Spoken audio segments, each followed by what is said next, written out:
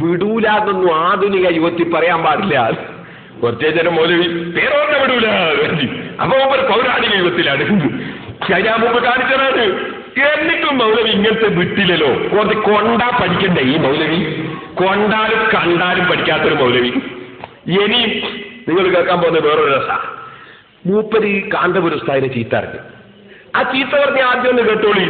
എന്നിട്ട് ഇയാൾ ചോദിക്കുന്നുണ്ട്, ഞാനാണോ ചീത്ത പറഞ്ഞത്? അയാൾ ചീത്തയും പറഞ്ഞ അയാൾ ചോദിക്കുക, ഞാനാണോ പറഞ്ഞത്? അത് ചോദിച്ചാ ചീത്ത പറഞ്ഞത് ആദ്യം വെച്ചോളൂ.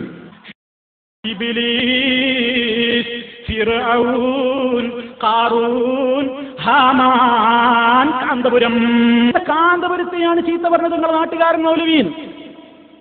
ഞാൻ പറഞ്ഞോ ഞാനാണോ പറഞ്ഞത്? ഞാൻ പറഞ്ഞോ ഞാനാണോ പറഞ്ഞത്?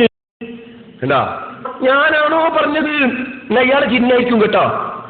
ഞാൻ പ്രസംഗിച്ചിട്ടേ അല്ല, എന്റെ ചിഹ്നായിരുന്നു.